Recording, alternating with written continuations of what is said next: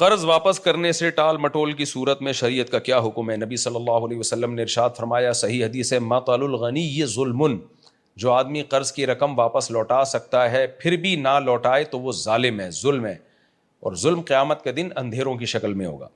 بعض لوگ کہتے ہیں کہ جی ہمارے پاس قرض لوٹانے کے پیسے نہیں ہیں، ہم کہاں سے لوٹائیں؟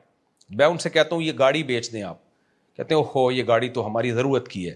جی نہیں، بالکل غلط۔ W11 سے آپ کی ضرورت، رکشے ٹیکسی سے آپ کی ضرورت پوری ہو سکتی ہے، قرض آپ کو گاڑی بیچ کے ادا کرنا پڑے گا۔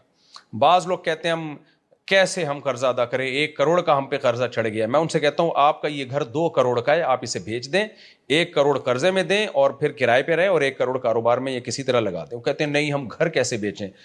تو یہ آپ کے مسائل ہیں۔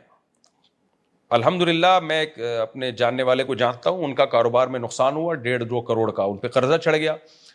مجھے انہوں نے آ کے بتایا کہ مفتی صاحب میں نے آپ کا بیان سنا تھا کہ قرضہ اتارنے کے لیے ذاتی گھر بیچنا پڑے تو بیچ دو ورنہ قیامت کے دن الٹے لٹکے ہوئے ہوگے۔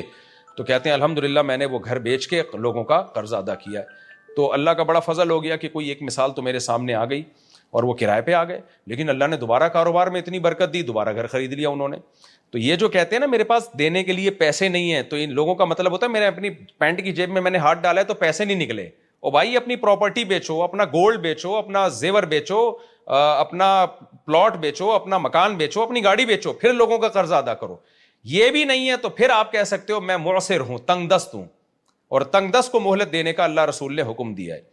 وَإِن كَانَ ذُو عُسْرَةٍ فَنَظِرَةٌ إِلَىٰ مَيْسَرَةٍ، اللہ کہتے ہیں اگر کوئی تنگ دست بیچارہ قرضہ واپس نہیں کر سکتا تو اس کو مہلت دو۔ تو اس تنگ دست کے بارے میں آج کل جو مستنڈے ہو گئے ہیں نا، اور پراپرٹیاں اور بزنس چل رہے ہیں ان کے، اور وہ کہتے ہیں میں قرضہ کہاں سے دوں، تو یہ تنگ دست نہیں ہوتے۔ نبی صلی اللہ علیہ وسلم